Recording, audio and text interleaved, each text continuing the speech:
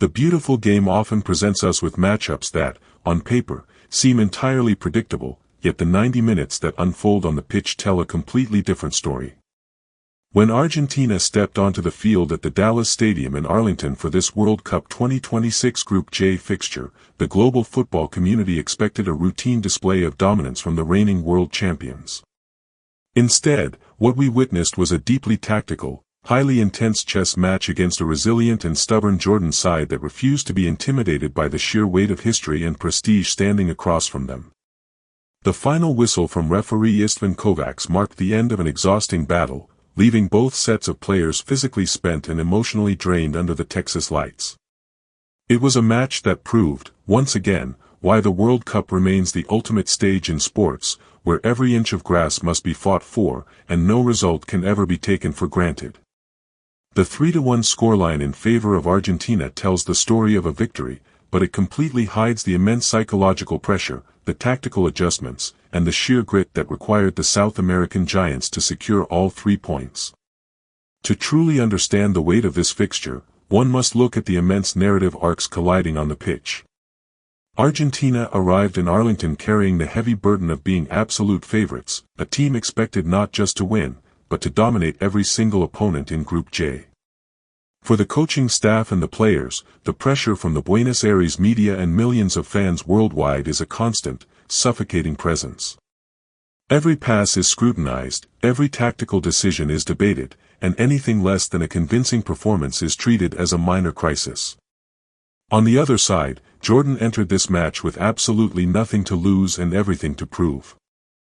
For them, playing against the powerhouse of world football was a historic opportunity, a chance to write their names into folklore. The psychological battle began long before the first whistle, with Jordan setting up a defensive structure designed to frustrate, disrupt, and demoralize the Argentine attackers, while waiting for the perfect moment to strike on the counterattack. It was a classic narrative of footballing royalty against determined underdogs, a dynamic that always creates an undercurrent of tension where a single mistake can alter the course of an entire tournament group. The tactical chess match initiated immediately from the opening whistle, with Argentina looking to establish their trademark possession and high defensive line, while Jordan dropped deep into a compact low block. Just 7 minutes into the match, Argentina thought they had broken the deadlock. Giovanni Lo Celso managed to find space in the final third and put the ball into the back of the net, sending the Argentine fans into a frenzy. However, the assistant referee's flag went up immediately, signaling an offside position. The tactical setup from Jordan had worked to perfection here, as their defensive line stepped up at the exact right microsecond, trapping Lo Celso in an offside position and rendering the brilliant finish meaningless. This early scare served as a warning sign for Jordan, but it also validated their defensive strategy. The psychological effect was immediate, as Jordan gained a surge of confidence, realizing they could indeed frustrate the world champions if they maintained their discipline. Just 10 minutes later, in the 17th minute, the intensity of Jordan's defensive press spilled over. Mohamed Abu Taha committed a heavy, tactical foul to stop a dangerous Argentine transition through the half spaces. Referee Istvan Kovacs did not hesitate to brandish a yellow card, a necessary administrative action to cool down the rising tensions and prevent the match from descending into chaos. Despite the booking, Argentina's persistent pressure finally paid dividends in the 19th minute. Standing just outside the penalty box, Giovanni Lo Celso stepped up to take a free kick. Jordan's defensive wall was meticulously positioned, and the goalkeeper anticipated a cross, but Lo Celso executed a technically flawless piece of artistry. With a measured run-up, he curled a precise, high-sensory strike into the top left corner of the net, completely out of the reach of the goalkeeper. It was a moment of pure individual brilliance that shattered Jordan's early defensive resolve, forcing them to reconsider their deep defensive posture. The psychological breakthrough allowed Argentina to play with more fluidity, while Jordan had to balance their desire to equalize with the fear of conceding a second. The tactical battle intensified as the half progressed, reaching a boiling point in the 28th minute. The sequence began with Lautaro Martinez receiving a precise pass inside the penalty box, unleashing a powerful effort that rattled off the crossbar, agonizingly close to doubling the lead. Moments later, the ball broke to Marco Senesi, who attempted a quick, instinctive header toward the roof of the net, but Jordan's goalkeeper Yazid Abulela produced a stunning, lightning-fast reflex save to tip it over. The chaos did not end there. Seconds later, Senesi drove back into the box, twisting past his marker before falling to the ground under a heavy challenge. The referee initially waved play on, signaling no penalty, which sparked immediate and furious protests from the Argentine players. The match paused as Istvan Kovacs was alerted by the video assistant referee team. The tension in the stadium was palpable as Kovacs walked over to the monitor. After a meticulous review of the footage, the decision was reversed in the 30th minute, penalty for Argentina. The psychological blow to Jordan was immense. In the 31st minute, Lautaro Martinez stepped up to the spot, completely unfazed by the delay, and blasted an unstoppable, low-driven shot into the bottom left corner, leaving Abulela with no chance.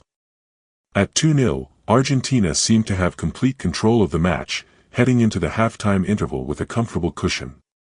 However, the second half began with a tactical shakeup that completely altered the momentum. Jordan's manager made a double substitution at the break, introducing Moussa Tamari for Ali Aziza, and Mahmoud Al-Mardi for Ode Al-Fakhouri. This injected immediate energy and pace into Jordan's transitions. Argentina, perhaps a bit complacent, were given an immediate wake-up call in the 48th minute when Lautaro Martinez put the ball in the net again, only for the assistant referee to rule it out for offside. Jordan used this reprieve to launch their own tactical assault. In the 53rd minute, Martinez hit the crossbar yet again with a brilliant long-range strike, but just 2 minutes later, Jordan struck back. Ehsan Haddad found space on the right flank and delivered a perfectly weighted, low-driven cross into the heart of the penalty area. Moussa Tamari, completely vindicating his manager's tactical substitution, timed his run perfectly, meeting the ball and sending a precise, low shot into the bottom left corner. The stadium erupted as the score became 2-1. The tactical aftermath was profound. Jordan's morale skyrocketed, and they began to press higher, exposing spaces in Argentina's midfield. Recognizing the shift in momentum, Argentina's bench reacted with a triple substitution in the 60th and 61st minutes. Thiago Almada replaced Giovanni Lo Celso, Alexis Mac Allister came on for Nico Paz, and, most importantly, Lionel Messi entered the pitch in place of Lautaro Martinez. The introduction of Messi changed the entire psychological landscape of the match. Jordan's defenders now had to account for the greatest playmaker in history, which naturally forced them back into a deeper defensive block. Argentina regained their composure, controlling the tempo and slowing down Jordan's aggressive press. In the 64th minute, Jordan's frustration showed when Yazan Al-Arab committed a cynical, truly thug-like tackle, earning himself a well-deserved yellow card from Istvan Kovacs. Argentina continued to refresh their lineup, introducing Valentin Barco for Giuliano Simeone in the 71st minute, while Jordan answered by bringing on Amr James for Nizar Al-Rashdan in the 76th minute. The decisive blow came in the 80th minute, and it was written in the stars. Argentina won a free kick at a distance that most players would consider a crossing opportunity, but for Lionel Messi, it was prime territory. Messi stepped up and demonstrated exactly why he is revered as an elite set-piece specialist. He struck a deceptive, low-driven shot that bypassed the wall and flew directly into the bottom left corner, right next to the post. The goalkeeper was left completely helpless, and the scoreline read 3-1. This goal effectively broke Jordan's competitive spirit, restoring Argentina's 2-goal cushion and killing off the threat of a comeback. José López replaced Julian Alvarez in the 82nd minute to close out the game. Despite late injuries and substitutions for Jordan, with Salim Abeid replacing the injured Husam Abu Dahab, and Sharar coming on for Ali Alwan, followed quickly by a yellow card for Sharar in stoppage time, the tactical narrative had already been written. This 3-1 victory for Argentina provides a fascinating preview of what lies ahead in this World Cup 2026 campaign. For Argentina, while the 3 points are vital, the coaching staff will undoubtedly spend hours analyzing the defensive lapses in the early stages of the second half that allowed Jordan back into the match. They showed vulnerability against a high-energy, direct counter-attacking system, a blueprint that future opponents in the knockout stages will certainly try to replicate. However, the depth of talent on the Argentine bench, combined with the timeless brilliance of Lionel Messi, proved to be the ultimate safety net. For Jordan, despite the defeat, this performance must be viewed as a massive statement of intent. They matched the world champions tactically for long stretches, showed immense physical resilience, and proved that their attacking transitions can dismantle elite defensive structures.